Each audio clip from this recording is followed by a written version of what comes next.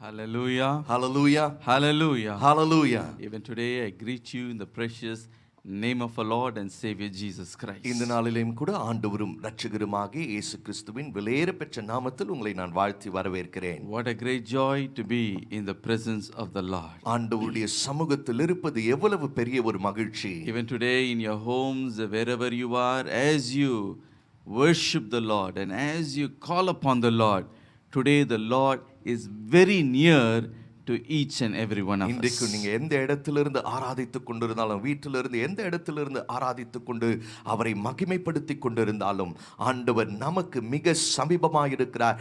நாம் கூப்பிடுகிற நேரத்தில் அவர் நமக்கு வந்து நம்மோடு கூட இருக்கிற ஒரு தேவனாய் இருக்கிறார். Hallelujah. Hallelujah. Once again I greet you.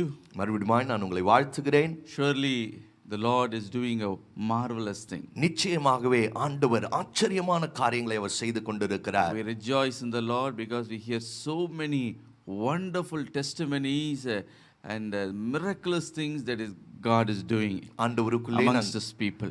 ஆண்டவருக்குள்ளே நாங்கள் மகிழ்ந்து களி கூறுகிறோம். இந்த நாட்களிலேயும் ஆண்டவர் ஏராளமான சாட்சிகளை, ஏராளமான அற்புதங்களை, ஏராளமான அதிசயங்களை ஜனங்களுக்கு நடுவே அவர் செய்து கொண்டிருக்கிறார். Hallelujah. Hallelujah. Praise and glorify God for that. அதற்காக ஆண்டவருக்கு துதிகளை செலுத்தி ஆண்டவரை மகிமைப்படுத்துங்க. At the same time, அதே நேரத்தில் we also pray for so many people who are affected by this terrible pandemic and many have also lost their loved ones. அநேகர் இந்த நாட்களிலேயும் இந்த கொரோனாவினுடைய தாக்கத்தினாலே பாதிக்கப்பட்டிருக்கிறார்கள்.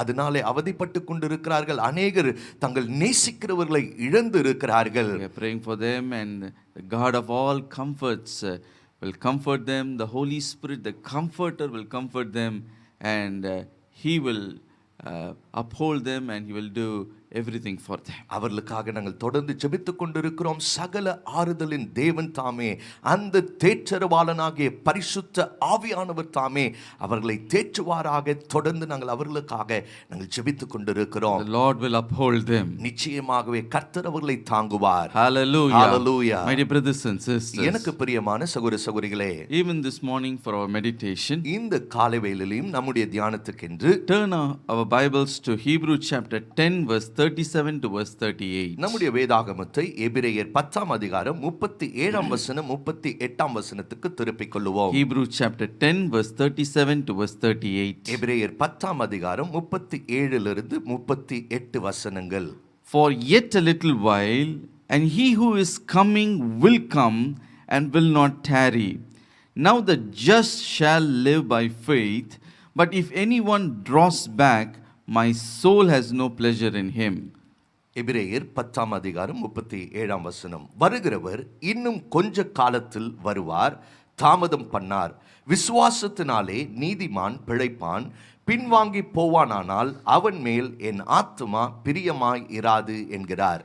Hallelujah. Hallelujah. The first part of this verse comes as a message of God for us. இந்த வசனத்தினுடைய முதல் பகுதி தேவனுடைய செய்தியாக நமக்கு வருகிறது. He who is coming, he will come.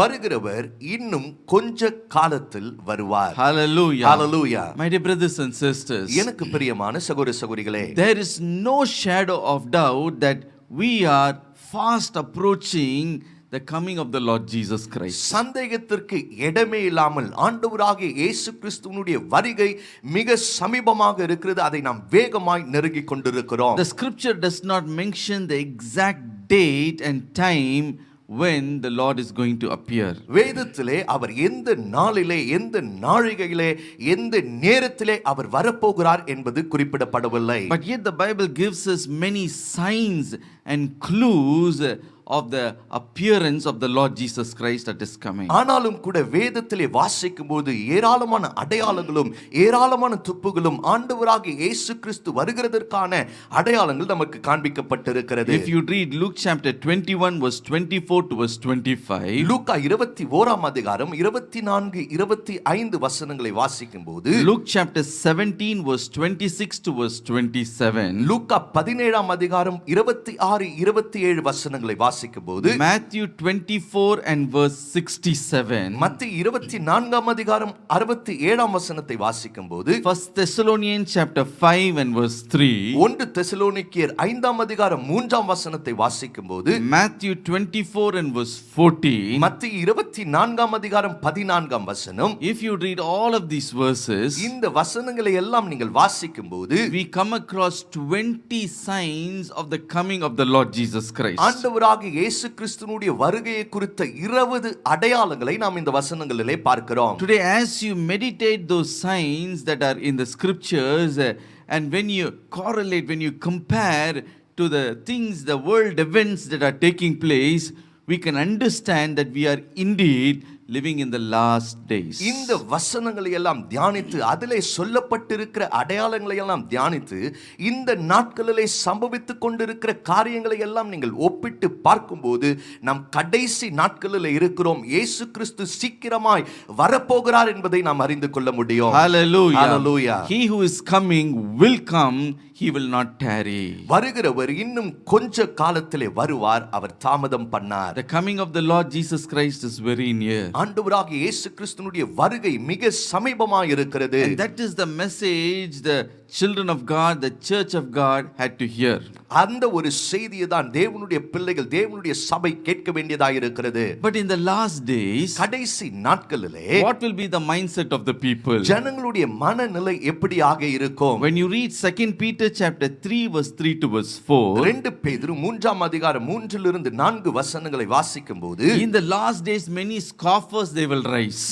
கடைசி நாட்களிலே அநேக கேலி செய்கிறவர்கள், பரியாசம் செய்கிறவர்கள் எழும்புவார்கள். பல பரியாசக்காரர்கள் எழும்புவார்கள். பல பரியாசக்காரர்கள் எழும்புவார்கள். They will mock at the coming of the Lord Jesus Christ. ஆண்டவராகிய இயேசு கிறிஸ்துவினுடைய வருகையை குறித்து அவர்கள் பரியாசம் They செய்வார்கள். will say, where is the promise of his coming? அவருடைய வருகையை குறித்ததான வாக்குத்தத்தம் எங்கே? Why the promise is not yet fulfilled? ஏன் இன்னும் வாக்குத்தத்தம் நிறைவேறப்படவில்லை? From ancient times people are preaching that Jesus is going to come, he's going to come, he's going to come, and all those who have preached are dead and gone, are in the grave. ஆதி நாட்களிலிருந்து பிரசங்கியார்கள் அவர் வரப்போகிறார், அவர் வரப்போகிறார், வரப்போகிறார் என்று பிரசங்கித்து இருக்கிறார்கள். அப்படி பிரசங்கித்தவர்கள் எல்லாம் மரித்து கல்லறைக்கு சென்று விட்டார்கள். And everything is continuing as usual as before. எப்பொழுதும் போலவே எல்லா காரியமும் முன்பு நடந்தது போலவே தான் தொடர்ந்து நடந்து கொண்டிருக்கிறது. And Jesus is not going to come. இயேசு வரப்போகிறதில்லை. Many pandemics have already come, wars have come, earthquakes have come. What is happening is continuing, that's all. ஏற்கனவே எத்தனையோ இந்த மாதிரி தொற்று நோய்கள் வந்திருக்கிறது, யுத்தங்கள் வந்திருக்கிறது, பூமி அதிர்ச்சிகள் வந்திருக்கிறது. அதெல்லாம் பெரிய அடையாளமா எடுத்துக்க முடியாது. Jesus is not going to come, and many scoffers will scoff at the coming of Jesus Christ. இயேசு வரப்போகிறதில்லை. அநேக பரியாசக்காரர்கள் இயேசு கிறிஸ்துவினுடைய வருகை குறித்து அப்படியாக பரியாசம் செய்வார்கள். And people, what will they do?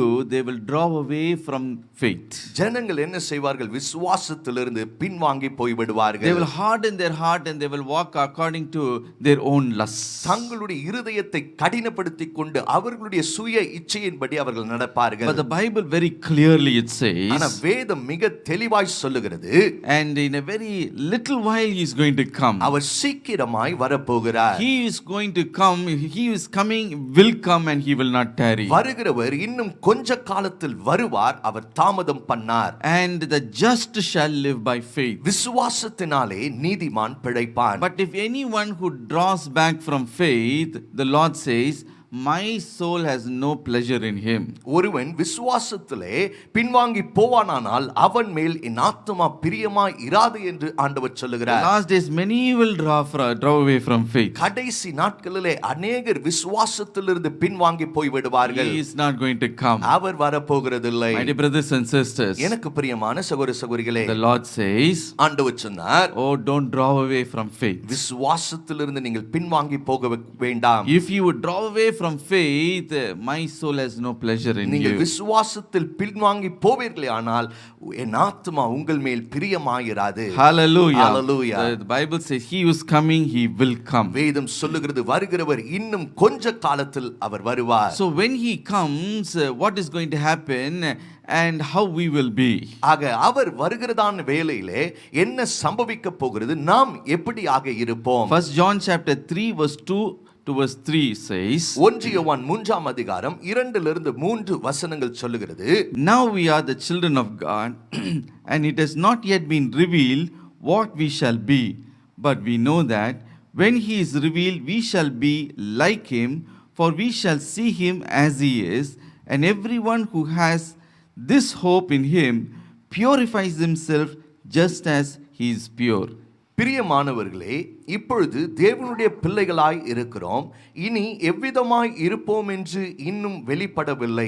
ஆகிலும் அவர் வெளிப்படும்போது அவர் இருக்கிற வண்ணமாகவே நாம் அவரை தரிசிப்பதினால் அவருக்கு ஒப்பாய் இருக்கிறோம் என்று அறிந்திருக்கிறோம். அவர் மேல் இப்படிப்பட்ட நம்பிக்கை வைக்கிற எவனும் அவர் சுத்தமுள்ளவராய் இருக்கிறது போல தன்னையும் சுத்திகரித்துக் கொள்ளுகிறான். Hallelujah. Hallelujah. My dear brothers and sisters, எனக்கு பிரியமான சகோதர சகோதரிகளே, here the scripture tells us when Jesus comes, how we will be. இந்த வேத வசனம் சொல்லுகிறது, இயேசு கிறிஸ்து வரும்போது நாம் எப்படியாய் இருப்போம். Now we are the children of God. நாம் இப்போது தேவனுடைய பிள்ளைகளாய் இருக்கிறோம். Today you and I are the children of God. இன்றைக்கு நீங்களும் நானும் தேவனுடைய பிள்ளைகளாய் இருக்கிறோம். And what we will become, it is not revealed to us. நாம் எப்படியாய் இருப்போம் என்பது நமக்கு வெளிப்படவில்லை. At the same time the scripture அதே says, நேரத்தில் வசனம் சொல்லுகிறது, when Jesus Christ is revealed, இயேசு கிறிஸ்து வெளிப்படும்போது, when he comes, அவர் வரும்போது we will be just as he is. அவர் எப்படி இருக்கிறாரோ அப்படியே நாமும் இருப்போம். Hallelujah. Hallelujah. We will be as him and we will see him as he is. அவர் எப்படி இருக்கிறாரோ அப்படியே நாம் இருப்போம். அவர் எப்படி இருக்கிறாரோ அப்படியே நாம் அவரை தரிசிப்போம். What a glorious hope it is. எவ்வளவு மகிமையுள்ள நம்பிக்கை அது. We will be just like Jesus Christ. இயேசு கிறிஸ்துவை போலவே நாம் இருப்போம். So just to understand and comprehend it with our mind is it is too much for us. நம்முடைய சிந்தைகளினாலே அதை புரிந்து கொள்வது அறிந்து கொள்வது மிக அதிகமான ஒரு காரியமாய் இருக்கிறது. What do you mean by we will be as he is?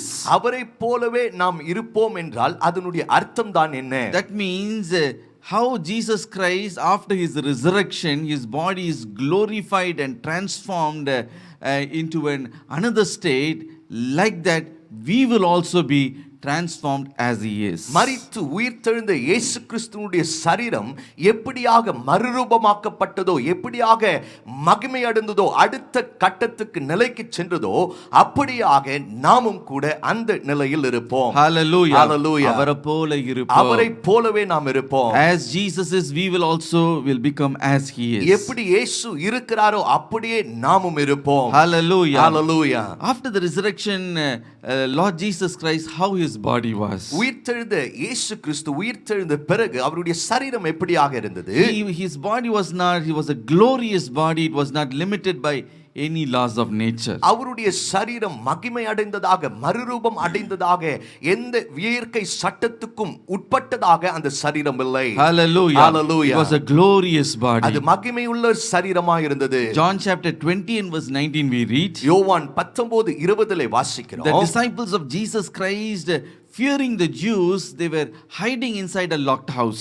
இயேசு கிறிஸ்துவுடைய சீஷர்கள் யூதர்களுக்கு பயந்து ஒரு வீட்டிலே தங்களை ஒளித்துக் கொண்டிருக்கிறார்கள். அடைக்கப்பட்ட வீட்டுக்குள்ளே தங்களை மறைத்துக் கொண்டிருக்கிறார்கள். பூட்டப்பட்ட வீட்டுக்குள்ளே அவர்கள் காணப்படுகிறார்கள். பூட்டப்பட்ட வீட்டுக்குள்ளே அவர்கள் காணப்படுகிறார்கள். And the Lord resurrected Lord Jesus Christ, he appeared before them. உயிர்த்தெழுந்த இயேசு கிறிஸ்து அவர்களுக்கு முன்பதாக அவர் தோன்றினார். He came, how he came inside nobody knows. எப்படியாக அவர் அந்த வீட்டுக்குள்ளே பிரவேசித்தார் யாருக்கும் தெரியாது. Probably that he, with that glorious body, was able to pass through the walls and come into that locked house. அந்த மகிமை அடைந்த அந்த சரீரத்தின் மூலமாய் அந்த சுவர்களையும் கடந்து அந்த வீட்டுக்குள்ளே அவர் பிரவேசித்திருக்க At the கூடும். same time he also had a body. அதே நேரத்திலே அவருக்கு சரீரமும் இருந்தது. He looked at his disciples and he said, தம்முடைய சீஷர்களை பார்த்து அவர் சொன்னார், see, look at my wounds. பாருங்க என்னுடைய காயங்களை நீங்கள் பாருங்கள். Put your finger in my nail pierced hands and my side. உங்களுடைய விரலை என்னுடைய ஆணிகள் பாய்ந்த கடாய்ந்த அந்த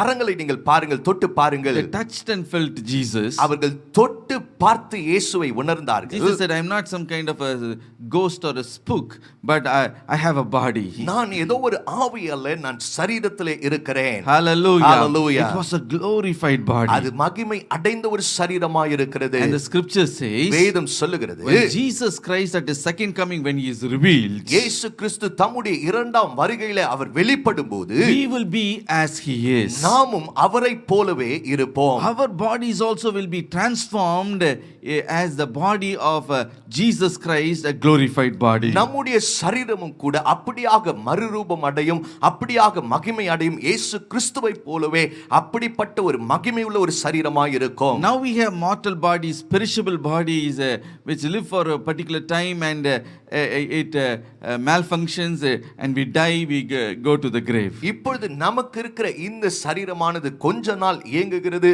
அதன் பின்பு அது பலவீனம் அடைந்து நாம் மாண்டு போகிறோம், மரித்து போகிறோம். இந்த சரீரமானது கெட்டு போகக்கூடியதாய், அழிந்து போகக்கூடியதாய் இருக்கிறது. But when Jesus comes, ஆனால் இயேசு கிறிஸ்து வரும்போது body will be transformed, நம்முடைய சரீரம் மறுரூபம் அடையும், become a glorious body. மகிமை அடைந்த சரீரமாய் இருக்கும். What kind of body Jesus has, we will have also. எப்படிப்பட்ட சரீரத்தை உடையவராய் இயேசு இருந்தாரோ இருக்கிறாரோ அப்படிப்பட்டவராக நாமும் இருப்போம். இயேசுக்கு எப்படிப்பட்ட சரீரம் இருக்கிறதோ அவ்விதமான ஒரு சரீரத்தை நாம் பெற்றுக்கொள்வோம். இயேசுவுக்கு எப்படிப்பட்ட சரீரம் இருக்கிறதோ அவ்விதமாக நாமும் பெற்றுக்கொள்வோம். Hallelujah. Hallelujah. That is what Apostle Paul he clearly explains. அதைதான் அப்போஸ்தலனாகிய பவுல் மிக தெளிவாய் விவரிக்கிறார். 1 Corinthians chapter 15 verse 50 to verse 58. 1 கொரிந்தியர் 15ஆம் அதிகாரம் 50 இலிருந்து 58 வசனங்கள். At the coming of the Lord, a wonderful transformation will take place. ஆண்டவராகிய இயேசு கிறிஸ்து வரும்போது அற்புதமான மறுரூபம் நடைபெறும். Our corruptible body will put on incorruption.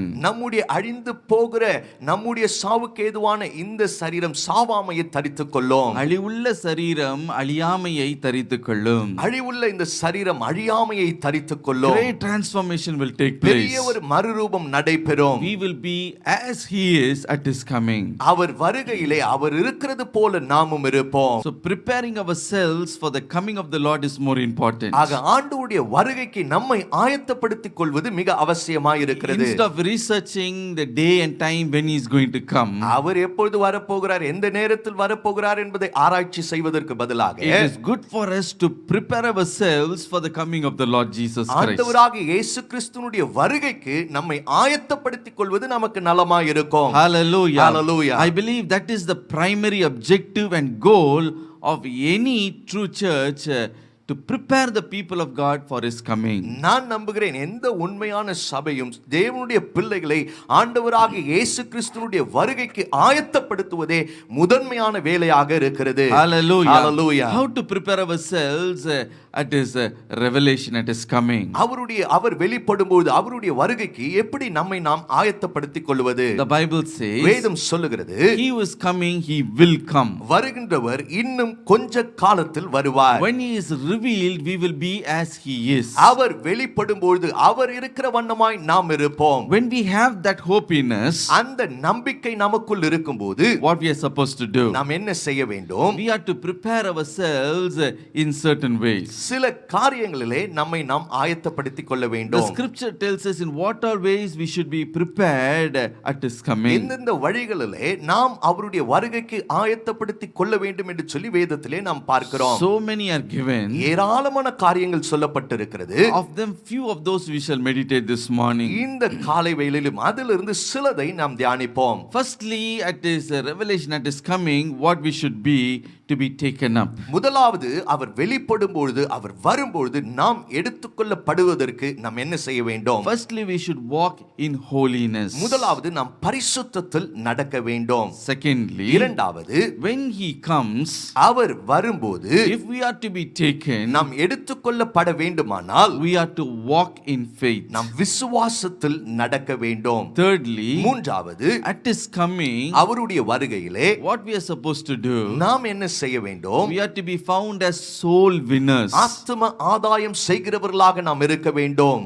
Fourthly, நான்காவது, at his coming, how we are supposed to be. அவருடைய வருகையிலே நாம் எப்படியா இருக்க வேண்டும்? We are to watch and pray. நாம் விழித்திருந்து ஜெபிக்க வேண்டும். Hallelujah. Hallelujah. Because he who is coming, he will come. காரணம் வருகிறவர் இன்னும் கொஞ்ச காலத்தில் அவர் வருவார். So when he comes, if we are to be as he is, what we are supposed to do? அவர் வரும்போது அவரை போலவே நாம் இருக்க வேண்டுமானால் நாம் என்ன செய்ய வேண்டும்? Firstly, we should walk in holiness. முதலாவது பரிசுத்தத்தில் நாம் நடக்க வேண்டும்.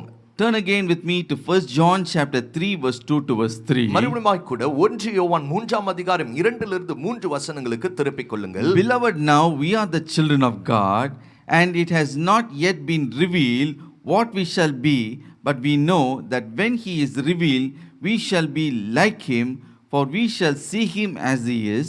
And everyone who has this hope in him purifies himself just as he is pure. பிரியமானவர்களே, இப்பொழுது தேவனுடைய பிள்ளைகளாய் இருக்கிறோம்.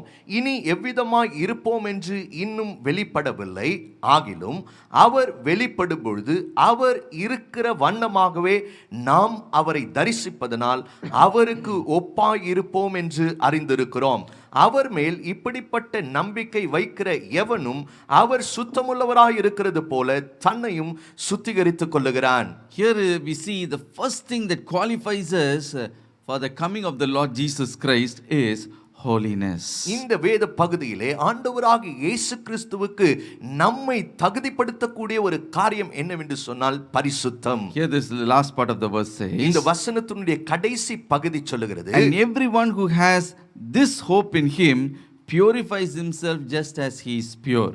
அவர் மேல் இப்படிப்பட்ட நம்பிக்கை வைத்திருக்கிற எவனும் அவர் சுத்தமுள்ளவராய் இருக்கிறது போல தன்னையும் சுத்திகரித்துக் கொள்ளுகிறான். Everyone who has this hope in him. இப்படிப்பட்ட நம்பிக்கை அவர் மீது வைத்திருக்கிற எவனும். And what hope it is? எப்படிப்பட்ட நம்பிக்கை அது?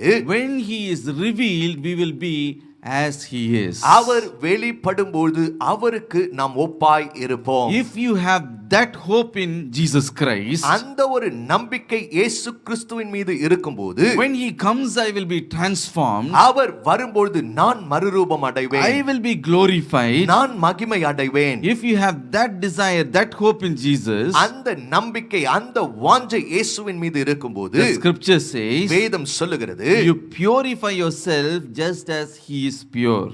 உங்களை சுத்திகரித்துக் கொள்ள வேண்டும். அவர் சுத்தமுள்ளவராய் இருக்கிறது போல நீங்களும் உங்களை சுத்திகரித்துக் கொள்ள வேண்டும். Hallelujah. Hallelujah. My dear brothers and sisters, எனக்கு பிரியமான சகோதர சகோதரிகளே, why this holiness is so essential for to be taken up in the coming of the Lord Jesus? ஆண்டவராகிய இயேசு கிறிஸ்து வெளிப்படும்போது நாம் எடுத்துக்கொள்ளப்படுவதற்கு ஏன் இந்த பரிசுத்தம் மிக முதன்மையானதாக இருக்கிறது? Hebrew chapter 12 and verse 14 says, எபிரேயர் 12ஆம் அதிகாரம் 14ஆம் வசனம் சொல்லுகிறது, without holiness no man shall see the Lord. பரிசுத்தம் இல்லாமல் ஒருவனும் தேவனை தரிசிப்பது கூடாத காரியம். The God whom we worship is a holy God. நாம் ஆராதிக்கிற தேவன் பரிசுத்த தேவனாய் இருக்கிறார். 1 Peter chapter 1 and verse 16 the Lord said, 1 பேதுரு 1ஆம் அதிகாரம் 16ஆம் வசனத்திலே ஆண்டவர் சொல்லுகிறார், as I am holy you also be holy. நான் பரிசுத்தராய் இருக்கிறது போல நீங்களும் பரிசுத்தமுள்ளவர்களாய் இருங்கள். So at his revelation, if we are to be transformed as he is, ஆக அவர் வெளிப்படும்போது அவரை போலவே நாம் மறுரூபம் அடைய வேண்டுமானால், it is absolutely essential for us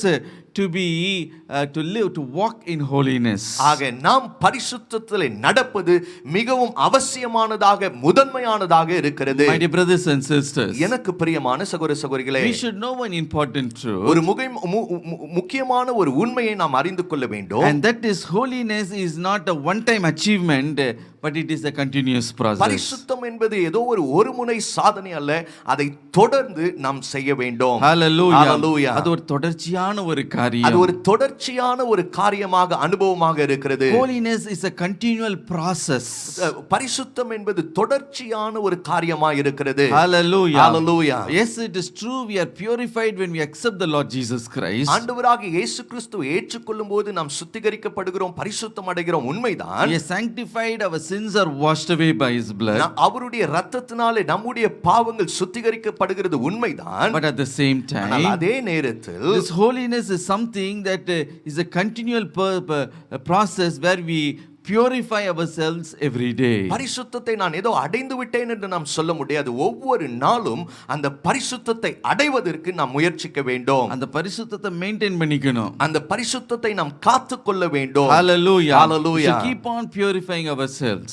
நம்மை நாமே சுத்திகரித்துக் கொண்டே இருக்க வேண்டும். That is why the scripture says, ஆகவே தான் வேதம் சொல்லுகிறது, everyone who has the hope of being taken up at his coming should purify himself just as he is pure. அவருடைய வருகையிலே எடுத்துக்கொள்ளப்படுவேன் என்ற நம்பிக்கை உடையவர் ஒவ்வொரு நாளும் அவர் சுத்தமுள்ளவராய் இருக்கிறது போல தன்னையும் சுத்திகரித்துக் கொள்ள வேண்டும் என்று வசனம் சொல்லுகிறது. So nobody can say, ஆக யாரும் சொல்ல முடியாது, from the day of my salvation until this day I have never sinned, I have reached perfection. என்னுடைய ரட்சிக்கப்பட்ட நாளிலிருந்து இந்த நாள் வரைக்கும் நான் பாவமே செய்யல, நான் பூரணம் அடைந்து இருக்கிறேன் என்று யாரும் சொல்ல முடியாது. And I will never sin in the future also. Nobody can make such a claim except Lord Jesus Christ. வருகிற நாட்களில் எதிர்காலத்தில் நான் ஒரு பாவத்தையும் செய்ய முடியாது என்று யாரும் சொல்ல முடியாது, இயேசு கிறிஸ்துவை தவிர. My dear brothers and sisters, எனக்கு பிரியமான சகோதர சகோதரிகளே, in the life of a believer shortcomings come and certain faults come, sometimes discouragement comes, disobedience comes, even sin comes. அநேக விசுவாசிகளுடைய வாழ்க்கையில அநேக நேரங்களிலே சோர்வு வந்து விடுகிறது, பின்னடைவுகள் வந்து விடுகிறது, குறைவுகள் வந்து விடுகிறது, ஏமாற்றங்கள் வந்து விடுகிறது, கீழ்ப்படியாமை வந்து விடுகிறது. கீழ்ப்படியாமை வந்து விடுகிறது. James chapter 3 and verse 2 says, யாக்கோபு 3ஆம் அதிகாரம் 2ஆம் வசனம் சொல்லுகிறது, we all stumble in many things. நாம் எல்லோரும் அநேக விஷயங்களில் தவறுகிறோம். We stumble in many things. அநேக விஷயங்களில் நாம் தடுமாறுகிறோம். That is why before we take holy communion, ஆகவே தான் பரிசுத்த பந்திக்கு நாம் செல்வதற்கு முன்பதாக we are asked to examine ourselves, cleanse ourselves and then take part. நம்மை நாமே பரிசோதித்து அறிந்து சுத்திகரித்துக் கொண்டு அதன் பின்பு பரிசுத்த பந்தியிலே பங்கு பெற நாம் அழைக்கிறோம். First John chapter 1 and verse 8 says, 1 யோவான் 1ஆம் அதிகாரம் 8ஆம் வசனம் சொல்லுகிறது, if we say we do not have no sin, we deceive ourselves and truth is not in us. நமக்கு பாவம் இல்லை என்போமானால் நம்மை நாமே வஞ்சிக்கிறவர்களாய் இருப்போம், சத்தியம் நமக்குள் இராது. First John chapter 1 and verse 10 says, 1 யோவான் 1ஆம் அதிகாரம் 10ஆம் வசனம் சொல்லுகிறது, if we say that we have not sinned, we make him a liar and his word is not in us. நாம் பாவம் செய்யவில்லை என்போமானால் நாம் அவரை பொய்யர்களாக்குகிறோம், அவருடைய வார்த்தை நமக்குள் இராது. So this holiness is a continual process. ஆக இந்த பரிசுத்தம் என்பது தொடர்ந்து நாம் அடையக்கூடிய ஒரு காரியமாக இருக்கிறது. Yes, we sanctified, we receive the righteousness of Jesus நாம் Christ. சுத்திகரிக்கப்பட்டு இருக்கிறோம், ஆண்டவருடைய நீதியை நாம் பெற்றிருக்கிறோம். But at the same time also we should walk in holiness, purify ourselves, preparing ourselves, because any time he will be revealed, we should be transformed in his likeness. அநேக நேரத்திலே நாமும் கூட அநேக நேரத்திலே பரிசுத்தம் அடைந்திருக்கிறோம், சுத்திகரிக்கப்பட்டிருக்கிறோம், உண்மைதான். ஆனால் தொடர்ந்து அவருடைய வருகையிலே நாம் எடுத்துக்கொள்ளப்படுவதற்கு, அவரை தரிசிப்பதற்கு நாம் பரிசுத்தத்தில் நடக்க வேண்டும். ஒவ்வொரு நாளும் நம்மை சுத்திகரித்துக் கொண்டு அந்த ஒரு பரிசுத்தத்தின் வாழ்க்கையிலே நாம் நடக்க வேண்டும். Hallelujah. Hallelujah. That is why the Bible says, ஆகவே தான் வேதம் சொல்லுகிறது, in Revelation chapter 22 and verse 11, வெளிப்படுத்துதல் 22ஆம் அதிகாரம் 11ஆம் வசனம், he who is holy, let him be still holy. பரிசுத்தமாக இருக்கிறவன் இன்னும் பரிசுத்தமாகட்டும். And some people think holy, I am living a holy life, and more holy life they are thinking like that. சிலர் எப்படியா நினைப்பாங்க, நான் பரிசுத்தமாகிறேன், இன்னும் நான் அதிகமா பரிசுத்தமா தான் நான் வாழ்ந்துட்டு இருக்கிறேன், வாழணும் என்று. My dear brothers and sisters, எனக்கு பிரியமான சகோதர but சகோதரிகளே, here the scripture says, ஆனா இங்கே வேத வசனம் சொல்லுகிறது, he is holy, let him be still holy. That is that English translation says, you're holy, you continue in your holy life. ஆங்கில மொழிபெயர்ப்பில் எப்படி சொல்லப்பட்டிருக்கு அப்படின்னா, பரிசுத்தமா இருக்கிறவன் இன்னும் தொடர்ந்து அவன் பரிசுத்தமாய் இருக்கட்டும். Hallelujah. Hallelujah. You're living a holy life, you continue in it. பரிசுத்தமான ஒரு வாழ்க்கையை வாழ்ந்துட்டு இருக்கீங்க, தொடர்ந்து அப்படிப்பட்ட பரிசுத்தமான வாழ்க்கையை நீங்க வாழுங்க. You are now purified by the blood of Jesus. You purify yourself every day until the revelation of இப்போ Christ. நீங்க இயேசுவினுடைய இரத்தத்தினாலே சுத்திகரிக்கப்பட்டு இருக்கிறீங்க, இயேசு கிறிஸ்துவினுடைய வருகை வரைக்கும் அப்படியாக உங்களை நீங்கள் சுத்திகரித்துக் கொள்ளுங்கள். In other words, you walk in holiness. வேறொரு விதத்தில் சொல்ல வேண்டுமானால் பரிசுத்தத்தில் நீங்கள் நடவுங்கள். Hallelujah. Hallelujah. So when you have the hope that I will be transformed as he is, you will purify yourself as he is. ஆக அவர் வரும்போது அவர் இருக்கிற வண்ணமாக நானும் இருப்பேன் என்ற நம்பிக்கையுள்ளவராய் இருக்கும்போது அவர் சுத்தமுள்ளவராய் இருக்கிறது போல நம்மையும் அப்படியாக சுத்திகரித்துக் கொள்ள வேண்டும். Well, how to purify ourselves? எப்படியாக நம்மை சுத்திகரித்துக் கொள்வது? Firstly, the blood of Jesus Christ purifies us. முதலாவது இயேசு கிறிஸ்துவினுடைய இரத்தம் நம்மை சுத்திகரிக்கிறது. First John chapter 1 and verse 7 says, 1 யோவான் 1ஆம் அதிகாரம் 7ஆம் வசனம் சொல்லுகிறது, and the blood of Jesus Christ the Son cleanses us from all sins. அவருடைய குமாரனாகிய இயேசு கிறிஸ்துவின் இரத்தம் சகல பாவங்களையும் நீக்கி நம்மை சுத்திகரிக்கும். Hallelujah. Hallelujah. The scripture says, he who covers his sin shall not prosper, தன்னுடைய பாவங்களை மறைக்கிறவன் வாழ்வடைய மாட்டான் என்று வேதம் but சொல்லுகிறது. he who confesses and forsakes them will find mercy. ஆனால் அவைகளை அறிக்கை செய்து விட்டு விடுகிறவனுக்கோ இரக்கம் உண்டு. So when you come to the presence of God, when you acknowledge your sins, your shortcomings, your little disobedience, your little grumbling, murmuring, complaining, whatever it is, you say, Lord, wash me, Lord.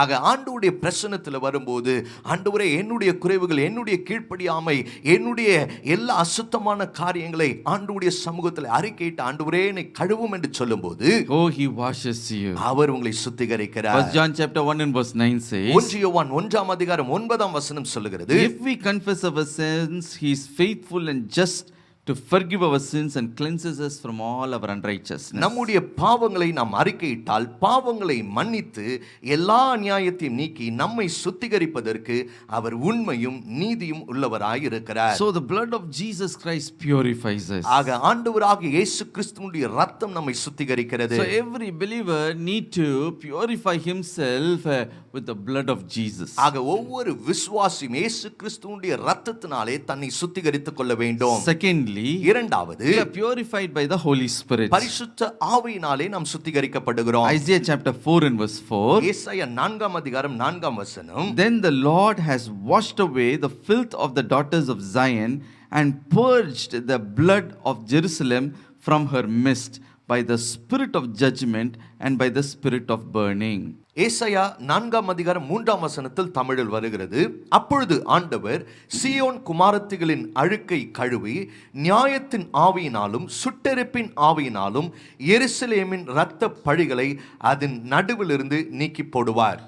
Here the scripture says, இங்கே வேத வசனம் சொல்லுகிறது, the Lord will purify the daughters of Zion. ஆண்டவர் சீயோன் குமாரத்திகளின் அழுக்கை கழுவி போடுவார். How does he purify them? எப்படியாக அவர்களை அவர் சுத்திகரிப்பார்? He purifies them by the spirit of burning. நியாயத்தின் ஆவியினாலும் சுட்டெரிப்பின் ஆவியினாலும் அவர்களை சுத்திகரிப்பார். His Holy Spirit, he comes and he burns every filth, every bondage of sin. பரிசுத்த ஆவியானவர் வந்து எல்லா பாவத்தின் கட்டுகளையும் எல்லா அழுக்கையும் தம்முடைய ஆவியினாலே அவர் சுட்டெரித்து போடுகிறார். Whom does he purify like that? அப்படியாக யாரை அவர் அப்படி சுத்திகரிக்கிறார்? Not the one Gentile who is coming to Christ for the first time. முதலாவது புறஜாதியார் முதலாவது இயேசுவினிடத்தில் ஆண்டவரிடத்தில் வருகிறவரை அவர் சுத்திகரிக்க வருகிறதில்லை. புறஜாதியா இருந்தவன் இயேசுவை ஏற்றுக்கொள்ளும் பொழுது அப்படிப்பட்ட ஒரு சுத்திகரிப்பு உண்டாகவில்லை.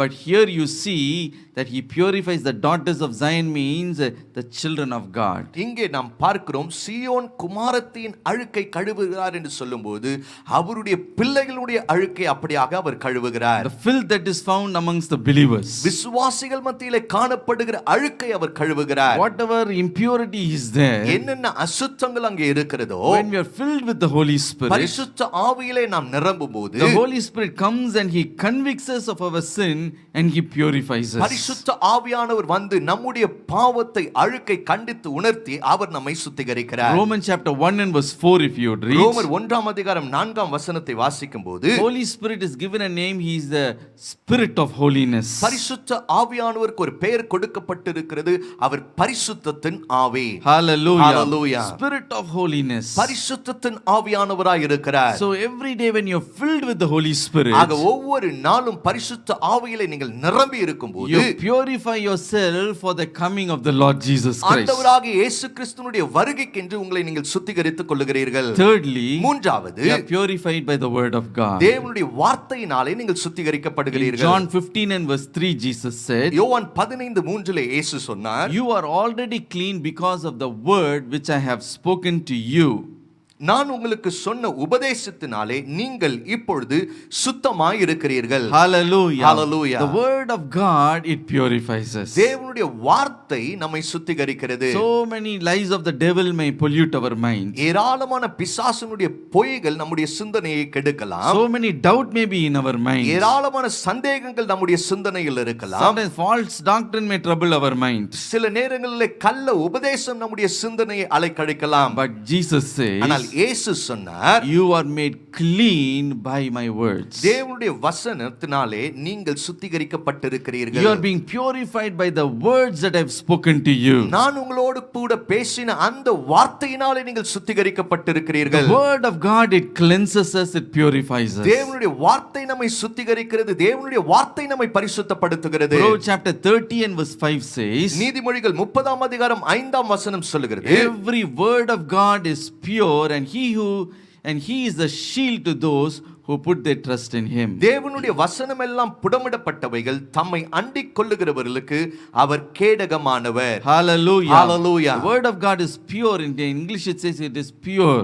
தேவனுடைய வார்த்தை சுத்தமானதாய் இருக்கிறது என்று ஆங்கிலத்திலே So it சொல்லப்பட்டிருக்கிறது. is able to purify our lives. ஆக நம்முடைய வாழ்க்கையை அது சுத்திகரிக்க வல்லதாய் இருக்கிறது. Hallelujah. Hallelujah. He who is coming, he will come. வருகிறவர் இன்னும் கொஞ்ச காலத்தில் அவர் வருவார். And when he is revealed, our வெளிப்படும்போது we will be as he is. நாம் அவர் இருக்கிற வண்ணமாய் நாமும் இருப்போம். Hallelujah. Hallelujah. And if we have that hope in him, அந்த நம்பிக்கை அவர் மீது இருக்கும்போது we are to purify ourselves as he is pure. அவர் எப்படி சுத்தமுள்ளவராய் இருக்கிறாரோ அப்படியே நாமும் நம்மை சுத்திகரித்துக் கொள்ள வேண்டும். Prepare ourselves for his coming. அவருடைய வருகைக்காக நம்மை ஆயத்தப்படுத்திக் கொள்ள வேண்டும். Even today cry out to the Lord and say, இன்னைக்கு ஆண்டவரை பார்த்து அழுது சொல்லுங்க, Lord, I want to walk in this path of holiness. ஆண்டவரே இந்த பரிசுத்தத்தின் பாதையிலே நான் நடக்க வேண்டும். Lord, lead me in that path, O Lord. அந்த பாதையிலே என்னை நடத்தும் ஆண்டவரே.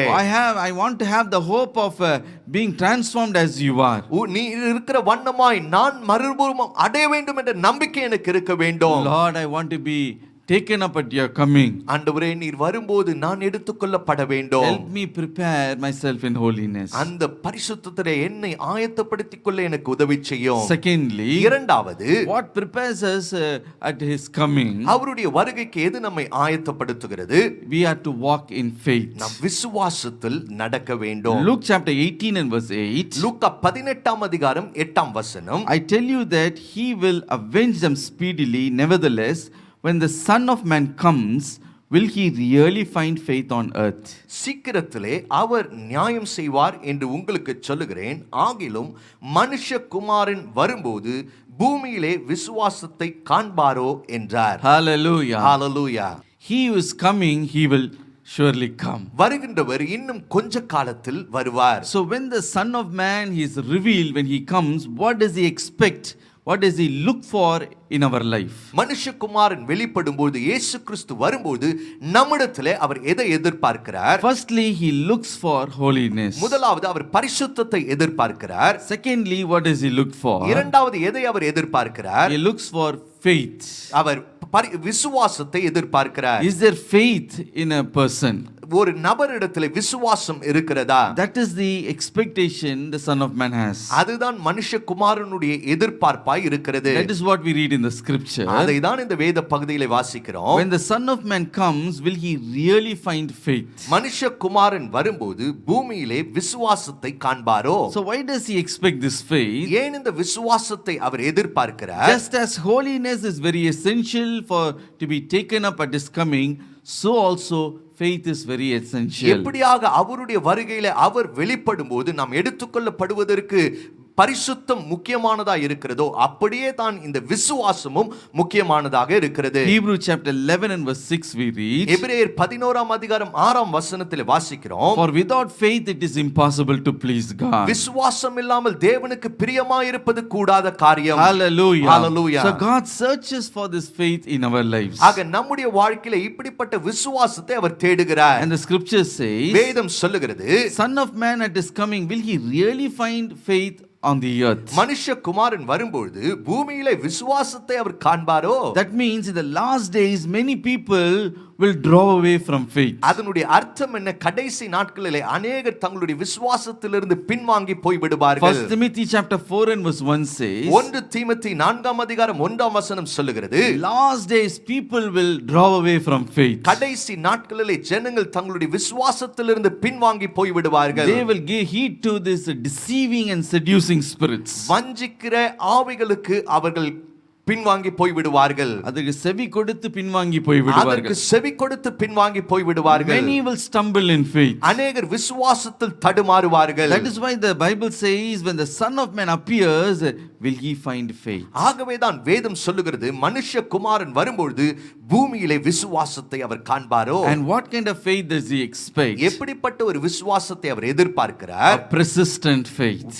விடாப்பிடியான தொடர்ச்சியாய் இருக்கிற ஒரு விசுவாசத்தை அவர் எதிர்பார்க்கிறார். உறுதியான விடாத விசுவாசம். உறுதியாய் விடாத ஒரு விசுவாசத்தை அவர் எதிர்பார்க்கிறார். A faith that will never give up. விடாப்பிடியாய் விட்டு கொடுக்காத ஒரு விசுவாசம். Whatever may happen, I will not give up my faith in the Lord Jesus Christ. என்னதான் நடந்தாலும் ஆண்டவர் மீது வைத்திருக்கிற விசுவாசத்தை நான் விட்டுவிட மாட்டேன். Such a persistent faith is what the Son of Man will look for when he comes. அப்படிப்பட்ட ஒரு உறுதியான விசுவாசத்தை தான் மனுஷகுமாரன் வரும்போது அவர் எதிர்பார்ப்பார். Look at Job, what did he say? யோபினுடைய வாழ்க்கையை பாருங்க, அவர் என்ன சொன்னார்? So many tribulations he went through, ஏராளமான உபத்திரவத்தின் பாதையினூடாய் சென்றார். but yet he said, even if I die, even if the Lord would slay me, yet I will put my trust in him. அவர் சொல்லுகிறார், அவர் என்னை கொன்று போட்டாலும் நான் அவர் மீது வைத்திருக்கிற நம்பிக்கையை நான் விட்டுவிட I மாட்டேன். will never give up that faith. அந்த விசுவாசத்தை நான் விட்டுவிட மாட்டேன். That is the kind of faith he will look for. அப்படிப்பட்ட ஒரு விசுவாசத்தை தான்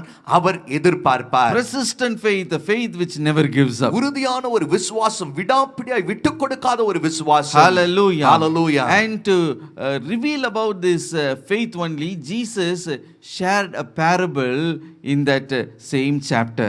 இந்த விசுவாசத்தை வெளிப்படுத்தும் விதத்திலே தான் அதே அதிகாரத்தில் இயேசு ஒரு உவமையை நமக்கு சொல்லி So இருக்கிறார். what is a parable? Parable is a real life incident or story to reveal deeper spiritual meaning. ஆழமான ஆவிக்குரிய சத்தியத்தை வெளிப்படுத்தக்கூடிய ஒரு சிறிய ஒரு கதையாகவோ சம்பவமாகவோ அது இருக்கிறது. In Luke chapter 18 verse 1 to verse 8, லூக்கா 18ஆம் அதிகாரம் 1 8 வசனங்களை வாசிக்கும்போது, Jesus, concerning this persistent faith that should be found in a believer at his coming, he revealed it through a parable. இயேசு தம்முடைய வருகையிலே அப்படிப்பட்ட ஒரு விசுவாசத்தை உடையவர்களாய் இருக்க வேண்டும் என்பதை காண்பிக்கும் விதமாக இந்த உவமையிலே அவர் வெளிப்படுத்தி காண்பிக்கிறார். Persistent faith. உறுதியான விசுவாசம். And in that parable he says, அந்த உவமையிலே அவர் சொல்லுகிறார், in a certain city there was a unjust judge. குறிப்பிட்ட ஒரு பட்டணத்திலே அநீதியான ஒரு நியாயாதிபதி இருக்கிறார். And in that same city there was a very poor widow also. அதே பட்டணத்திலே ஏழ்மையான ஒரு விதவையும் இருக்கிறாள். And somebody had done some injustice for her. யாரோ அவளுக்கு ஒரு அநியாயத்தை செய்திருக்கிறார்கள். So he comes to this unjust judge for justice. ஆக அநீதியான நியாயாதிபதியின் இடத்திலே நீதிக்காக அவள் வருகிறாள். He says, sir, these people have done this injustice for me. You have to do justice. அவள் வந்து சொல்லுகிறார், இந்த ஜனங்கள் இப்படிப்பட்ட ஒரு அநியாயத்தை எனக்கு செய்திருக்கிறார்கள், நீர்தான் எனக்கு நியாயம் செய்ய வேண்டும். And what kind of unjust this man was? எப்படிப்பட்ட அநீதியான நியாயாதிபதியா இந்த மனுஷன் இருக்கிறான்? He never feared God. தேவனுக்கு பயப்படுகிற பயம் அவனிடத்தில் இல்லை. He never regarded any man. மனுஷனையும் மதியாதவனாய் அவன் இருக்கிறான். In other words, he was an arrogant, unjust judge. அநீதியான ஒரு நியாயாதிபதியாய் அவன் இருக்கிறான். Arrogant, திமிர் பிடிச்ச, கர்வம் பிடிச்ச ஒரு அநீதியான ஒரு நியாயாதிபதி. திமிரு பிடித்த, கர்வம் பிடித்த ஒரு அநீதியான நியாயாதிபதியாய் அவன் இருக்கிறான். சில பேரை பார்த்தோமா சொல்லுவாங்க, ரொம்ப ஹெட் வெயிட் பிடிச்சவன்பாங்க தெரியுமா, யாருக்கும் இணங்கி வரவே மாட்டான். such a kind of a judge he was. சிலரை பார்த்தா சொல்லுவாங்களே, ரொம்ப தலக்கணம் பிடிச்சவங்க அப்படின்னு சொல்லி. அப்படிப்பட்ட ஒரு நபராக இந்த நியாயாதிபதி இருக்கிறார். And this judge, this widow goes to this judge and says, please do justice for me. இந்த விதவை அப்படிப்பட்ட அநீதியான நியாயாதிபதியிடத்து எனக்கு ஒரு நியாயம் செய்யுங்க என்று சொல்லி அவள் கேட்கிறாள். But what does this unjust judge do? இந்த அநீதியான நியாயாதிபதி என்ன செய்கிறார்? He was not at all willing to do justice for her. அவளுக்கு நியாயம் செய்கிறதற்கு அவனுக்கு எண்ணமே இல்லை. This old lady coming and troubling me, Poma, she might have driven her away. இந்த வயசான அம்மா எப்ப பாரு என்ன வந்து தொந்தரவு பண்ணிட்டு இருக்கு, தயவு செஞ்சு நீ போமா அப்படின்னு சொல்லியிருப்பான். He was not willing to do anything for her. எந்த ஒரு காரியத்தையும் நியாயத்தையும் செய்கிறதற்கு அவனுக்கு எண்ணம் இல்லை. But this widow never gave up. ஆனா இந்த விதவை அவள் விட்டு விடவே இல்லை. She was persistent. உறுதியாய் அவள் இருந்தாள். What did she do? அவள் என்ன செய்தாள்? Morning, evening and night, all the time she will come and plead to this unjust judge. காலையில மத்தியானம் சாயங்காலம் ராத்திரி வந்து இந்த அநீதியான நியாயாதிபதியிடத்தில் வந்து அவள் கெஞ்சுவாள். Sir, do justice for me. ஐயா எனக்கு நியாயம் செய்யுங்க. Do something for me. எனக்கு எதையாவது செய்யுங்க. And this unjust judge for some time he was ignoring her. சில காலம் இந்த அநீதியான நியாயாதிபதி அவளை புறக்கணித்து வைத்தான். But this widow was persistently every day she was pleading him. ஆனா இந்த விதவை ஒவ்வொரு நாளும் விடாப்பிடியாய் அவனிடத்துல சென்று கெஞ்சி கொண்டிருந்தாள். And finally even that unjust judge he relented. கடைசியாய் இந்த அநீதியான நியாயாதிபதியும் கூட அவன் மனம் வருந்துகிறான். Oh, இறங்குறான். அவன் மனம் இறங்குகிறான். What does he say within himself? தனக்குள்ளே அவன் என்ன சொல்லிக் கொள்ளுகிறான்? I never fear God or regard any man. ஆண்டவருக்கு பயப்படுற பயம் எனக்கு இல்லை, எந்த மனுஷனையும் நான் மதிக்கிறது இல்ல. But this old lady is troubling me day and night. ஆனா இந்த ஏழை விதவை இரவும் பகலுமா என்னை தொந்தரவு படுத்தி கொண்டிருக்கிறாள். Until I do justice for her, she is not going to let me go. அவளுக்கு நியாயம் செய்கிற வரைக்கும் அவ என்னை விடுறதா இல்ல. So let me do justice for her. அவளுக்கு நான் நியாயம் செய்யட்டும். Let me speedily avenge all her adversaries. துரிதமாய் அவளுடைய அநியாயம் செய்தவர்களை நான் பார்க்கட்டும். And he did justice for her. அவளுக்கு நியாயத்தை அவன் செய்கிறான். My dear brothers and sisters, எனக்கு பிரியமான சகோதர சகோதரிகளே, oh, if that old lady by her persistence she received justice from even this unjust judge. அந்த ஏழை விதவை தன்னுடைய உறுதியான அந்த விசுவாசத்தின் மூலமாய் அநீதியான நியாயாதிபதியினிடத்திலும் நீதியை அவள் பெற்றுக்கொண்டாள். Jesus he spoke of this parable and he said, இயேசு இந்த உவமையை சொல்லி அவர் சொல்லுகிறார், if a poor widow can get justice from an unjust judge through her persistence, இந்த ஏழையான விதவை அநீதியான நியாயாதிபதியின் இடத்திலிருந்து நியாயத்தை தன்னுடைய உறுதியான விசுவாசத்தின் மூலமாய் பெற்றுக்கொள்ள முடியுமானால், how much more you can receive answers to your prayer from the judge who is in heaven. He is a just judge. எப்படியாக நீதி உள்ள நியாயாதிபதியிடத்திலிருந்து, பரலோகத்தில் இருக்கிற நீதி உள்ள நியாயாதிபதியிடத்திலிருந்து உங்களுடைய ஜெபங்களுக்கு நீங்கள் பதிலை பெற்றுக்கொள்ள முடியும். Hallelujah. Hallelujah. What a great joy it is. எவ்வளவு பெரிய ஒரு மகிழ்ச்சியான காரியம் அது. My dear brothers and sisters, எனக்கு பிரியமான சகோதர சகோதரிகளே, so today the Lord looks at you and he says, don't give up your faith. இன்றைக்கும் ஆண்டவர் உங்களை பார்த்து சொல்லுகிறார், உங்களுடைய விசுவாசத்திலே நீங்கள் தளர்ந்து போக வேண்டாம். If you have this persistent faith, இந்த உறுதியான விசுவாசம் உங்களுக்குள்ளே இருக்கும்போது, a faith that says I will never give up come what may, என்ன வந்தாலும் என்னுடைய விசுவாசத்தை நான் விட போவதில்லை என்ற ஒரு விசுவாசத்தோடு இருக்கும்போது, if you have this that kind of faith of Job, யோபுவை போல அப்படிப்பட்ட விசுவாசமுடையவர்களாய் இருக்கும்போது, like Jacob, if you have that faith, யாக்கோபை போல அப்படிப்பட்ட விசுவாசமுடையவர்களாய் இருக்கும்போது, what did Jacob do? யாக்கோபு என்ன செய்கிறான்? He strived with the Lord all night and he said, unless you bless me I won't let you go. முழுவதும் ஆண்டவரோடு போராடி, நீர் என்னை ஆசீர்வதித்தால் ஒழிய நான் உம்மை விடுவதில்லை என்று போராடுகிறான். And he received that blessing. அந்த ஆசீர்வாதத்தை அவன் பெற்றுக்கொண்டான். In the same way, when you cry out to the Lord day and night, அப்படியாக ஆண்டவரிடத்தில் இரவும் பகலுமாக நீங்கள் அழுது கூப்பிடும்போது, answer my prayer, O Lord. ஆண்டவரே என்னுடைய ஜெபத்துக்கு பதில் தாரும். When you would exercise that persistent faith, அந்த உறுதியான விசுவாசத்தை நீங்கள் பயிற்சிவிக்கும் போது, nothing will be impossible for you. எதுவுமே உங்களால் கூடாத ஒரு காரியமாய் இருக்காது. எந்த காரியமும் கூடாமல் உங்களுடைய வாழ்க்கையில் இருக்க போவதில்லை. எந்த காரியமும் கூடாமல் உங்கள் வாழ்க்கையில் இருக்க போவதில்லை. Lord is going to answer your prayers. உங்களுடைய ஜெபங்களுக்கு ஆண்டவர் பதிலளிக்க போகிறார். So when the Son of Man comes, he expects, he wants to see such a kind of faith in us. ஆக மனுஷகுமாரன் வரும்போது அப்படிப்பட்ட விசுவாசமுடையவர்களாய் நாம் இருக்க அவர் எதிர்பார்க்கிறார். Hallelujah. Hallelujah. He wants you to have that faith. அந்த விசுவாசமுடையவர்களாய் இருக்க விரும்புகிறார். When you have that faith in you, அந்த விசுவாசம் உங்களுக்குள் இருக்கும்போது, you will not stumble. நீங்க தடுமாற மாட்டீர்கள். You will not grumble against God. ஆண்டவருக்கு விரோதமாய் முணுமுணுக்க மாட்டீர்கள். Even if trials come, you are not going to get discouraged. உபத்திரவங்கள் சோதனைகள் வந்தாலும் நீங்கள் சோர்ந்து போக மாட்டீர்கள். You will say, I will cry out to the Lord, I will receive an answer. நீங்க சொல்வீங்க, ஆண்டவரை நோக்கி நான் அழுது கூப்பிடுவேன், ஆண்டவரிடத்திலிருந்து நான் பதிலை பெற்றுக்கொள்வேன். My God is not an unjust judge. என்னுடைய ஆண்டவர் அநீதியான நியாயாதிபதி அல்ல. He will do justice for me. எனக்கு அவர் நியாயம் செய்வார். Oh, when you keep on asking with that persistent faith, அந்த உறுதியான விசுவாசத்தோடு கூட அவரை தொடர்ந்து நாம் கேட்கும்போது answers to your prayer is assured for you. உங்களுடைய ஜெபங்களுக்கான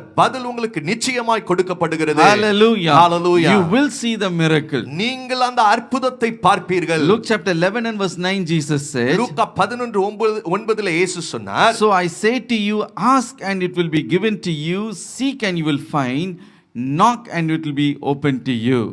மேலும் நான் உங்களுக்கு சொல்லுகிறதாவது, கேளுங்கள் அப்பொழுது உங்களுக்கு கொடுக்கப்படும், தேடுங்கள் அப்பொழுது கண்டடைவீர்கள், தட்டுங்கள் அப்பொழுது உங்களுக்கு திறக்கப்படும். But the original translation, do you know what it says? ஆனா உண்மையான மொழிபெயர்ப்பிலே என்ன சொல்லுகிறது தெரியுமா? If you would refer NLT translation, NLT மொழிபெயர்ப்பை நீங்கள் பார்க்கும்போது it says, அங்கே சொல்லுகிறது, and so I tell you, keep on asking and you will receive what you ask for.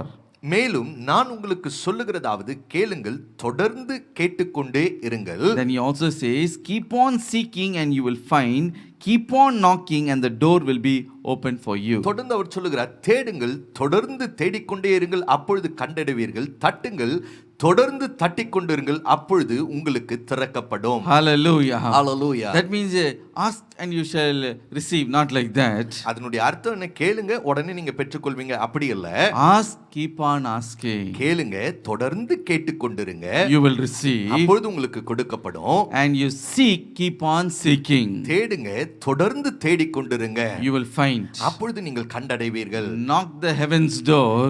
பரலோகத்தின் கதவுகளை தட்டுங்க, and keep on knocking, தொடர்ந்து தட்டிக்கொண்டிருங்க, and it will be open for அப்பொழுது you. உங்களுக்கு திறக்கப்படும். That is persistent faith. அதுதான் உறுதியான விசுவாசம். Never giving up. விடாப்பிடியான ஒரு விசுவாசம். Unless God answers me, unless God does a miracle for me, I will not give up. ஆண்டவர் எனக்கு பதில் அளிக்கிற வரைக்கும், ஆண்டவர் எனக்கு அந்த அற்புதத்தை செய்கிற வரைக்கும் நான் விட போவதில்லை என்ற ஒரு விசுவாசம். Not that I asked, God had not answered my prayer, I'm giving up my faith. நான் ஆண்டவரிடத்துல கேட்டேன், ஆண்டவர் எனக்கு பதில் தர மாதிரி தெரியல, நான் விசுவாசத்தை விட்டு விட போறேன் அப்படி இல்ல.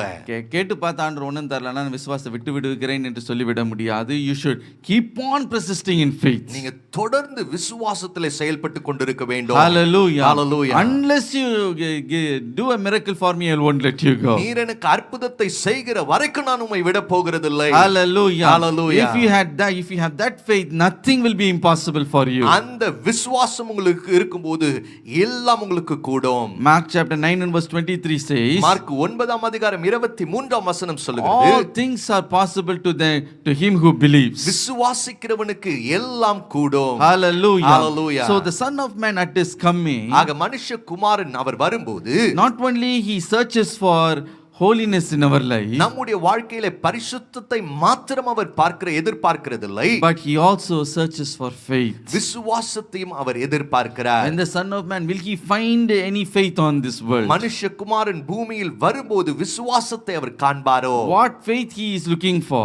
எப்படிப்பட்ட விசுவாசத்தை அவர் This எதிர்பார்க்கிறார்? persistent faith that the widow had towards that unjust judge. இந்த விதவை அந்த அநீதியான நியாயாதிபதியின் இடத்திலே கொண்டிருந்த அந்த உறுதியான விசுவாசமுடையவளாய் இருக்க அவர் எதிர்பார்க்கிறார். Hallelujah. Hallelujah. Persistent faith. உறுதியான ஒரு விசுவாசம். Even today, do you have that faith? இன்றைக்கும் கூட அப்படிப்பட்ட விசுவாசம் உங்களிடத்தில் இருக்கிறதா? Today, don't give up your faith. இன்றைக்கு உங்க விசுவாசத்தை விட்டு விடாதீங்க. Trials may come, tribulations may come, உபத்திரவங்கள் வரலாம், பாடுகள் வரலாம், great sorrow may come in your life. பெரிய துக்கங்கள் உங்க வாழ்க்கையில வரலாம். But in spite of all of these things, ஆனா இதன் மத்தியிலேயும் கூட the Son of Man looks for faith in you. மனுஷகுமாரன் உங்களிடத்தில் விசுவாசத்தை அவர் So எதிர்பார்க்கிறார். today, if you have that hope that at his coming I will be as he is, அவர் வருகையிலே நான் அவரை போல இருப்பேன் என்ற ஒரு நம்பிக்கை உங்களுக்கு இருக்கும்போது, we should have this persistent faith. இந்த உறுதியான விசுவாசம் உங்களிடத்தில் Today, வேண்டும். exercise that faith. அந்த விசுவாசத்தை இன்றைக்கு பயிற்சி வைங்க. You are going to receive an answer from the Lord. ஆண்டவரிடத்திலிருந்து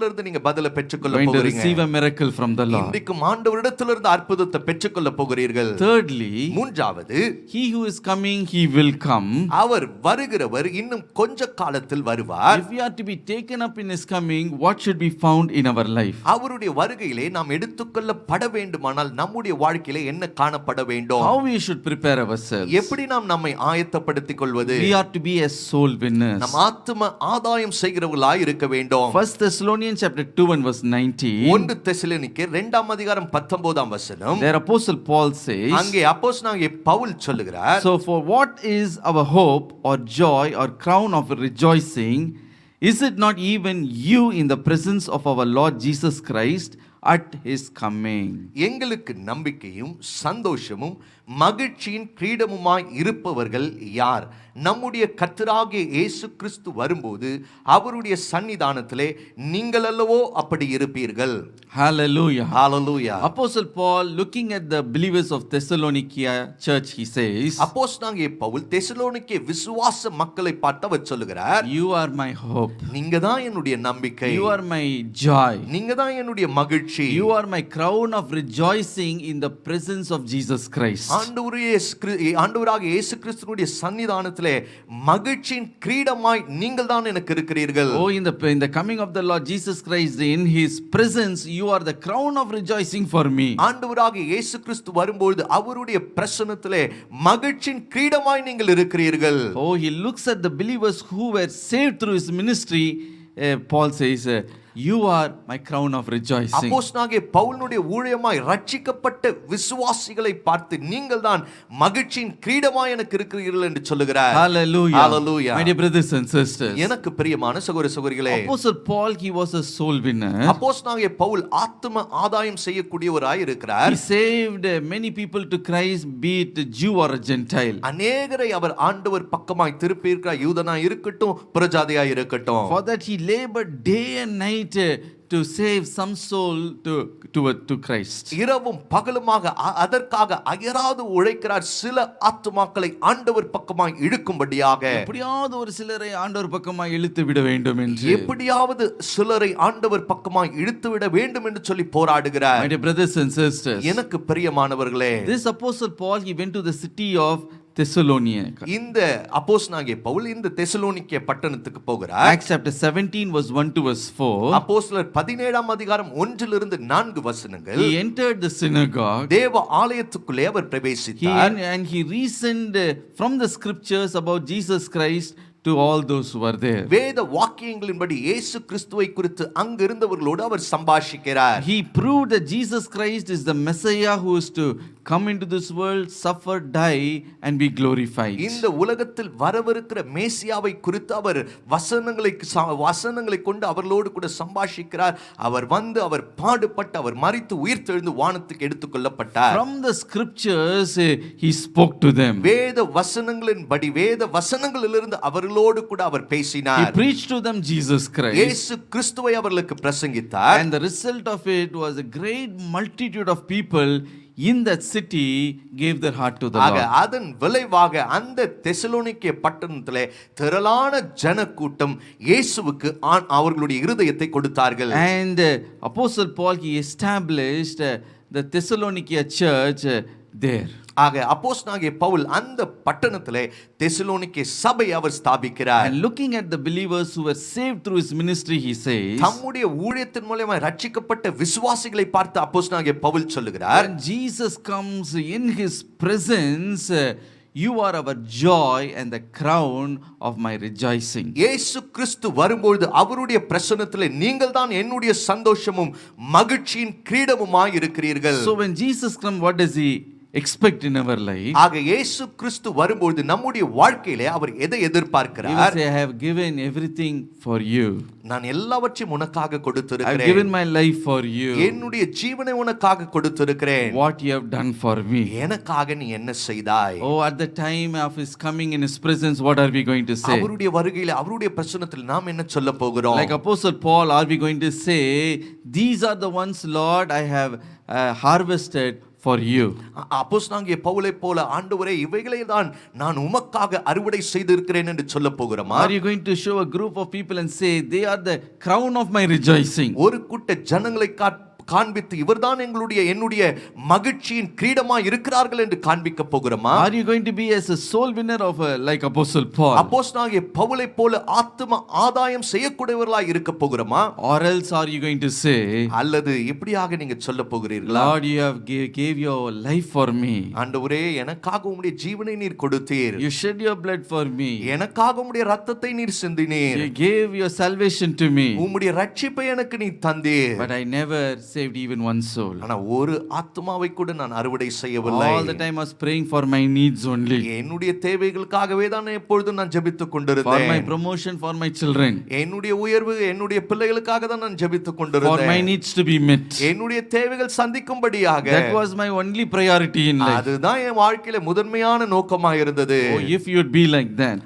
அப்படியாக நீங்கள் இருப்பீர்களே ஆனால் in the presence of his coming there's going to be no joy for us. ஆண்டவருடைய வருகையின் பிரசன்னத்திலே நமக்கு சந்தோஷம் இருக்க போகிறதில்லை. Today check up your life. இன்றைக்கு உங்க வாழ்க்கையை சோதித்து பாருங்க. He who is coming, he will come. வருகிறவர் அவர் சீக்கிரமாய் வருவார். Hallelujah. Hallelujah. வருகிறவர் வருவார். வருகிறவர் அவர் வருவார். He who is coming, he will come. வருகிறவர் அவர் நிச்சயமாய் வருவார். And when he is revealed, our வெளிப்படும்போது, if we are to be as he is transformed into his likeness and image, அவரை போலவே நாமும் கூட அவரை போல நாம் மகிமை அடைய மறுரூபம் அடைய வேண்டும் என்று சொன்னால், அவர் வெளிப்படும் பொழுது அவர் இருக்கிறது போல நாம் மாற வேண்டும் என்றால், மறுரூபமாக வேண்டும் என்றால், my dear brothers and sisters, எனக்கு பிரியமான சகோதர சகோதரிகளே, Jesus expects you to be a soul winner. இயேசு நீங்கள் ஆத்தும ஆதாயம் செய்யக்கூடியவர்களாய் இருக்க வேண்டும் என்று எதிர்பார்க்கிறார். That is how we prepare ourselves for the coming of the Lord Jesus. அப்படிதான் ஆண்டவராகிய இயேசு கிறிஸ்துவினுடைய வருகைக்கு நாம் ஆயத்தப்பட வேண்டும். Today say take a decision. இன்றைக்கு ஒரு தீர்மானத்தை எடுங்க. I will prepare my life for your coming, O Lord. உம்முடைய வருகைக்கென்று என்னுடைய வாழ்க்கையை நான் ஆயத்தப்படுத்துவேன் ஆண்டவரே. Oh, when you are revealed in your presence, I should not be empty handed. நீர் வெளிப்படும்போது உம்முடைய பிரசன்னத்திலே நான் வெறும் கையாய்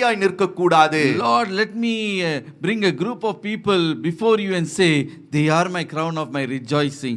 These I have harvested for you, Lord. ஒரு கூட்ட ஜனங்களை ஆண்டவருடைய பிரசன்னத்துக்கு முன்பதாக கொண்டு வந்து, ஆண்டவரே இவர்கள்தான் என்னுடைய மகிழ்ச்சியின் கிரீடமாய் இருக்கிறார்கள், இவர்களை தான் நான் உமக்காக நான் ஆதாயப்படுத்தினேன் என்று சொல்ல வேண்டும். Say, Lord, say take a decision, Lord, I will say about you to others.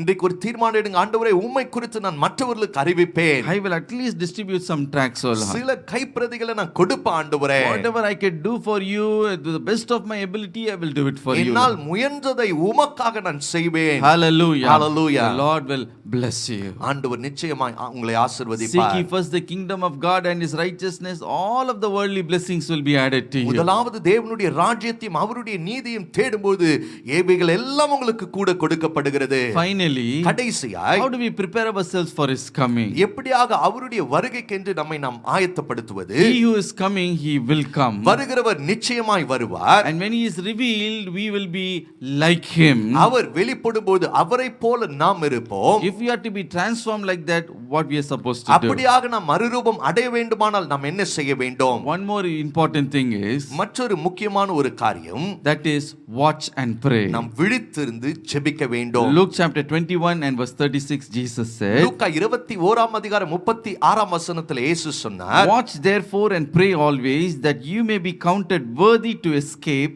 all these things that will come to pass and stand before the Son of Man. ஆகையால் இனி சம்பவிக்க போகிற இவைகளுக்கெல்லாம் நீங்கள் தப்பி மனுஷகுமாரனுக்கு முன்பதாக நிற்க பாத்திரவான்களாக எண்ணப்படுவதற்கு எப்பொழுதும் ஜெபம் பண்ணி விழித்திருங்கள் என்றார். Hallelujah. Hallelujah. Jesus said, you watch therefore and pray always. இயேசு சொன்னார், எப்பொழுதும் விழித்திருந்து ஜெபம் பண்ணி கொண்டிருங்கள். So one of the things that qualifies us and prepares us for the coming of the Lord Jesus Christ is watching and praying. ஆக நம்மை தகுதிப்படுத்துகிற ஒரு காரியம், நம்மை ஆயத்தப்படுத்துகிற ஒரு காரியம் விழித்திருந்து ஜெபிப்பது. What do you mean by watching all the time? விழித்திருப்பது என்று சொன்னால் என்ன அர்த்தம்? Because Jesus has given so many signs of his coming. காரணம் இயேசு தம்முடைய வருகை குறித்த ஏராளமான அடையாளங்களை காண்பித்திருக்கிறார். In Luke chapter 21 and verse 7, many signs are given there. லூக்கா 21 அதிகாரம் 7 வசனத்தில் ஏராளமான அடையாளங்களுக்கு சொல்லப்பட்டிருக்கிறது.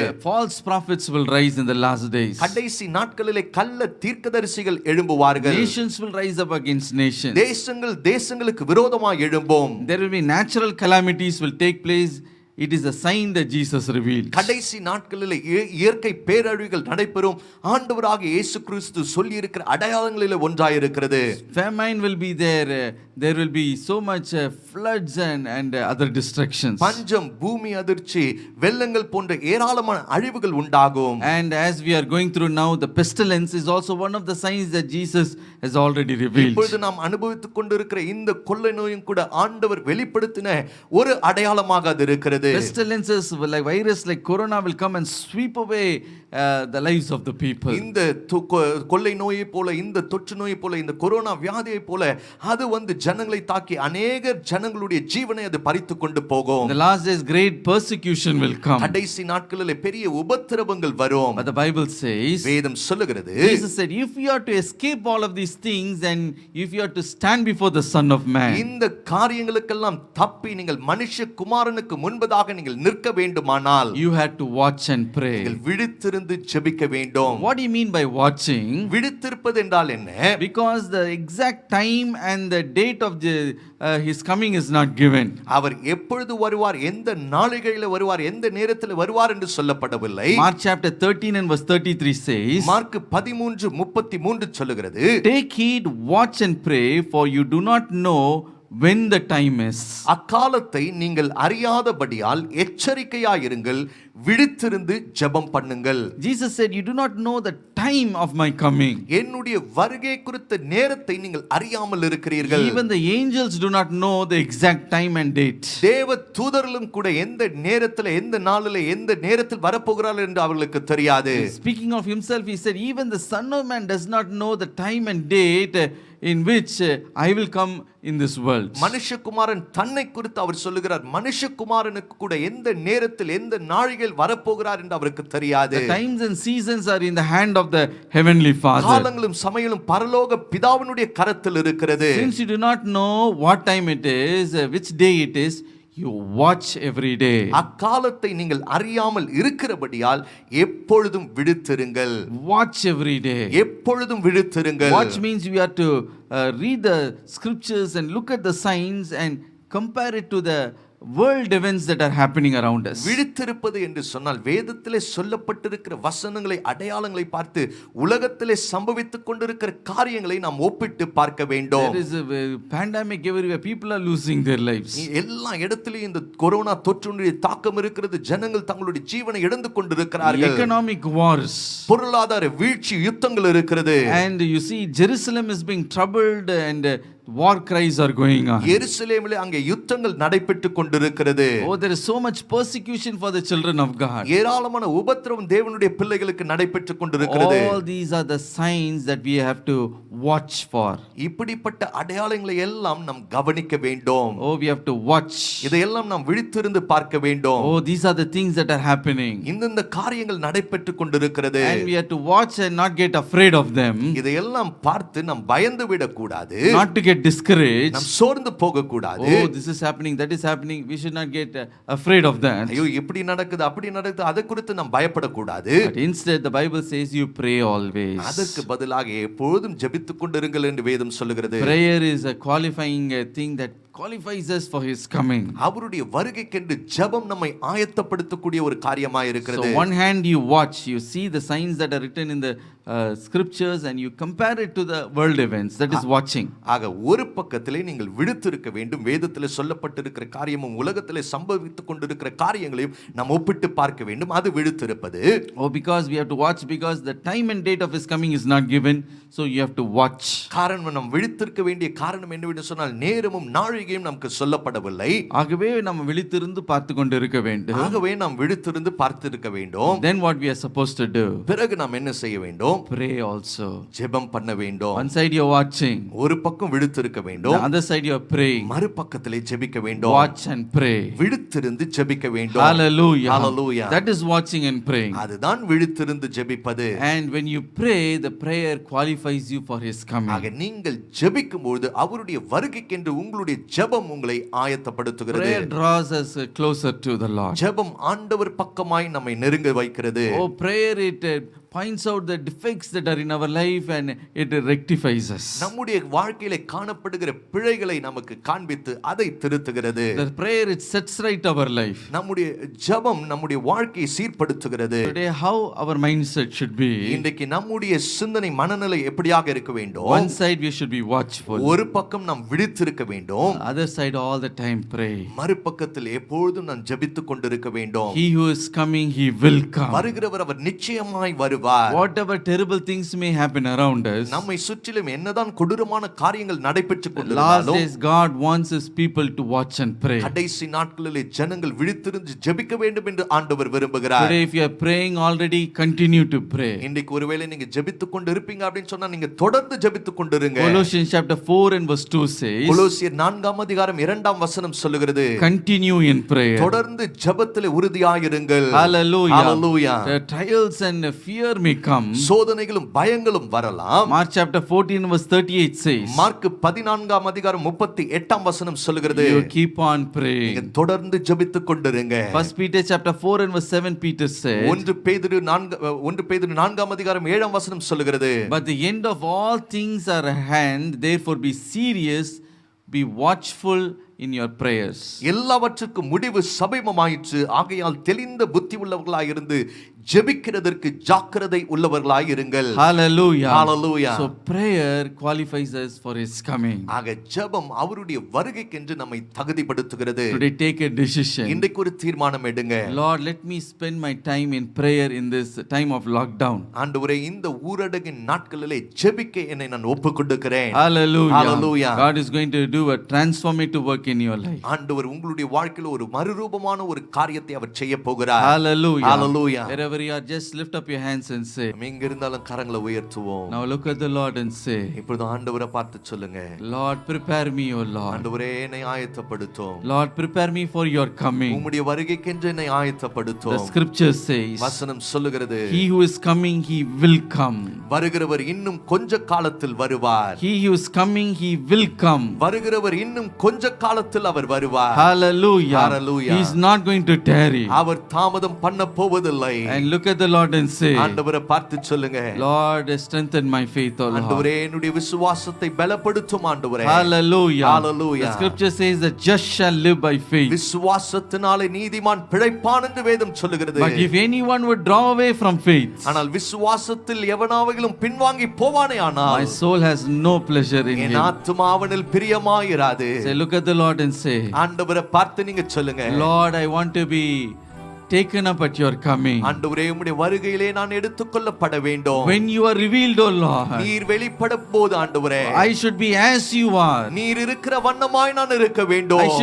I should see you as you are. நீர் எப்படி இருக்கிறீரோ அது நான் பார்க்க வேண்டும் ஆண்டவரே. Hallelujah. Hallelujah. Prepare me, O Lord. என்னை ஆயத்தப்படுத்தும் ஆண்டவரே. My dear brothers and sisters, எனக்கு பிரியமான சகோதர சகோதரிகளே, these are the last days we are living in. நாம் வாழ்ந்து கொண்டிருக்கிற இந்த காலம் கடைசி நாட்களாய் இருக்கிறது. Oh, the Holy Spirit wants to prepare the church for his coming. பரிசுத்த ஆவியானவர் தம்முடைய சபையை அவருடைய வருகைக்கென்று ஆயத்தப்படுத்த விரும்புகிறார். What prepares us for his coming?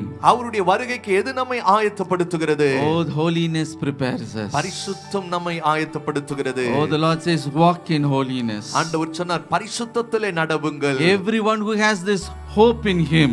இப்படிப்பட்ட நம்பிக்கையுடையவராய் இருக்கிற எவனும், What hope it is? எந்த நம்பிக்கை அது? When he is revealed, I will be as he is. அவர் வெளிப்படும்போது அவருக்கு நான் ஒப்பாயிருப்பேன். அவர் இருக்கிறது போல நான் இருப்பேன். அவர் இருக்கிறது போல நான் இருப்பேன். Hallelujah. Hallelujah. If you want that hope in you, அந்த நம்பிக்கை உங்களுக்கு வேண்டுமானால் walk in holiness. பரிசுத்தத்திலே நடவுங்கள். Say, look at the Lord and say, ஆண்டவரை பார்த்து சொல்லுங்க, let your blood cleanse me, O Lord. உம்முடைய இரத்தம் என்னை சுத்திகரிக்கட்டும் Let ஆண்டவரே. your blood purify me, Lord. உம்முடைய இரத்தம் என்னை சுத்திகரிக்கட்டும் ஆண்டவரே. Hallelujah. Hallelujah. Cleanse me, O Lord. என்னை பரிசுத்தப்படுத்தும் ஆண்டவரே. Fill me with your Holy Spirit. பரிசுத்த ஆவியினாலே என்னை நிரப்பும். Be filled with the Holy Spirit every day. ஒவ்வொரு நாளும் பரிசுத்த ஆவியிலே நிரம்பி இருங்க. The Holy Spirit is able to purify you. பரிசுத்த ஆவி உங்களை சுத்திகரிக்க வல்லதாய் He இருக்கிறது. is the Spirit of holiness. அவர் பரிசுத்தத்தின் ஆவியாய் இருக்கிறார். He is the Spirit that burns every sinful bondages in our life. எல்லா பாவ கட்டுகள் கட்டுகளையும் சுட்டரிக்கிற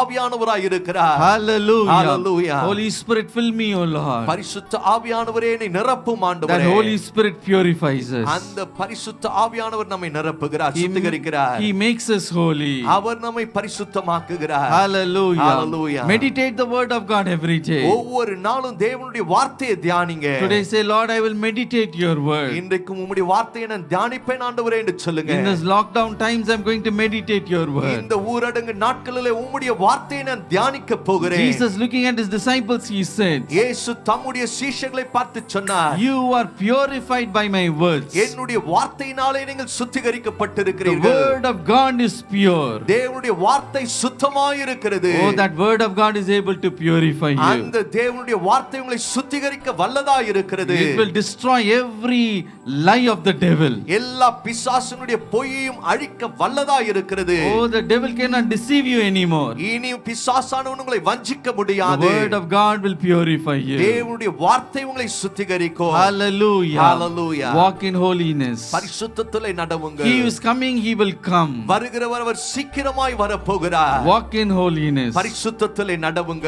He who is coming, he will come. வருகிறவர் இன்னும் கொஞ்ச காலத்தில் வருவார். Walk in faith. விசுவாசத்தில் நடவுங்க. When the Son of Man comes, மனுஷகுமாரன் வரும்போது oh, he will search for faith in this world. இந்த உலகத்திலே விசுவாசிக்கிறவனாகிலும் உண்டோ என்று அவர் பார்க்கிறார். He will search for people who have faith. விசுவாசமுடைய ஜனங்களை அவர் And எதிர்பார்க்கிறார். what kind of faith he expects? எப்படிப்பட்ட ஒரு விசுவாசத்தை அவர் எதிர்பார்க்கிறார்? Persistent faith. உறுதியான விசுவாசம். Dear brother, dear sister, பிரியமான சகோதரனே, பிரியமான சகோதரியே, are you faltering faith today? இன்னைக்கு விசுவாசத்திலே தடுமாறிக் கொண்டிருக்கிறீர்களோ? Oh, I have prayed, my prayers are not answered. நான் ஜெபிக்கிறேன், என்னுடைய ஜெபத்துக்கு பதில் வரல. But today the Lord wants you to have persistent faith. இன்றைக்கு உறுதியான விசுவாசமுடையவர்களாய் இருக்க ஆண்டவர் விரும்புகிறார். Hallelujah. Hallelujah. That day he pointed out that poor widow.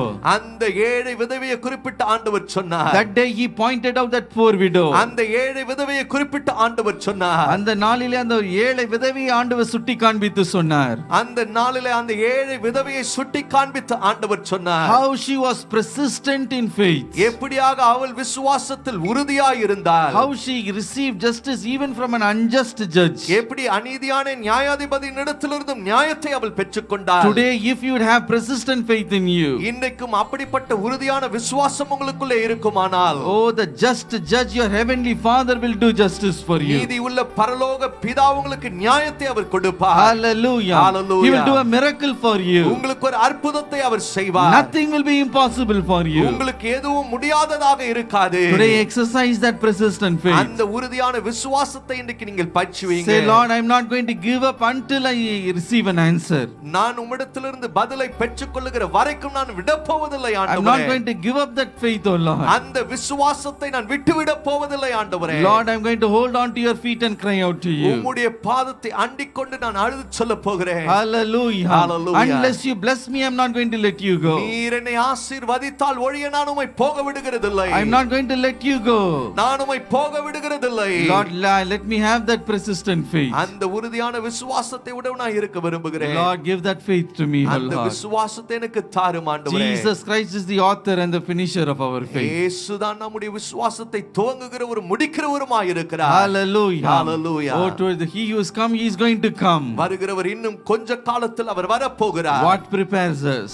எது நம்மை ஆயத்தப்படுத்துகிறது? We are to be as a soul winners. ஆத்தும ஆதாயம் செய்கிறவர்களாய் நாம் இருக்க வேண்டும். Oh, that day Apostle Paul, he said, அந்த நாளிலே அப்போஸ்தலனாகிய பவுல் சொன்னார், looking at the believers of Thessalonica, Thessalonica விசுவாசிகளை பார்த்து அவர் சொன்னார், you are my joy and my crown of rejoicing in the presence of his coming. நீங்க தான் என்னுடைய சந்தோஷமும் மகிழ்ச்சியின் கிரீடமுமாய் அவருடைய வருகையின் பிரசன்னத்தில் எனக்கு இருக்கிறீர்கள். Hallelujah. Hallelujah. Oh, can we say like that today? அப்படியாக இன்றைக்கு நாம் சொல்ல முடியுமா? Oh, today look at the Lord and say, இன்றைக்கு ஆண்டவரை பார்த்து சொல்லுங்க, make me a soul winner, O Lord. ஓ என்னையும் ஆத்தும ஆதாயம் செய்கிறவனாய் மாற்றும். I will share your love to others. மற்றவர்களுக்கு உம்முடைய அன்பை நான் காண்பிக்கட்டும். Hallelujah. Hallelujah. Jesus will expect that in our life. இயேசு அதை நம்முடைய வாழ்க்கையில எதிர்பார்ப்பார். He will expect it at his coming in our life. அவருடைய வருகையில நம்முடைய வாழ்க்கையில அதை அவர் எதிர்பார்ப்பார். And above all, எல்லாவற்றுக்கும் he மேலாய் says, watch and pray. அவர் சொல்லுகிறார், விழித்திருந்து ஜெபியுங்கள். The end of all things is at hand. எல்லாவற்றுக்கும் முடிவு சமீபமாய் இருக்கிறது. Be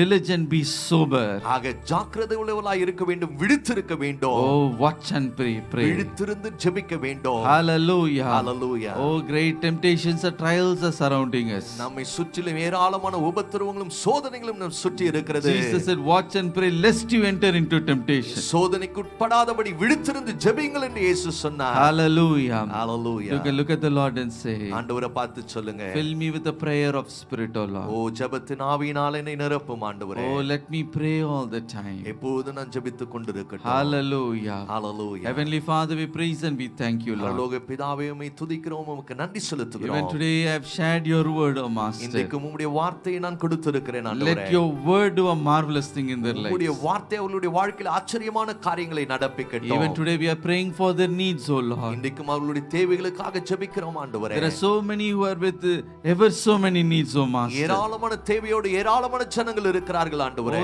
Oh, we remember those who are sick in their sick bed, O Lord. ஆண்டவரே, சரீரத்திலே வியாதிப்பட்டு வியாதியின் படுக்கையிலே இருக்கிறவர்களை நினைவு கூரும் ஆண்டவரே. Even today let your healing touch come upon them. இன்றைக்கும் உம்முடைய சுகமளிக்கிற தொடுதல் அவர்கள் மீது வரட்டும். Let your healing virtue flow into their bodies. உம்முடைய சுகமளிக்கிற வல்லமை அவர்களுடைய சரீரங்களுக்குள்ளே ஊடுருவி பாயட்டும். Do a miracle for them. அவர்களுக்கு ஒரு அற்புதத்தை செய்யும். In the name of Jesus. இயேசுவின் நாமத்தில். In the name of Jesus. இயேசுவின் நாமத்தில். Do a miracle for them, O Lord. அவர்களுக்கு ஒரு அற்புதத்தை செய்யும் ஆண்டவரே. Let there be healing now. இப்பொழுதே ஒரு சுகம் உண்டாகட்டும். Let there be a deliverance now. இப்பொழுதே ஒரு விடுதலை உண்டாகட்டும். Thank you, Lord, you are doing it. நீர் அப்படி செய்கிறதற்காக நன்றி. Thank you, Lord, we are doing it.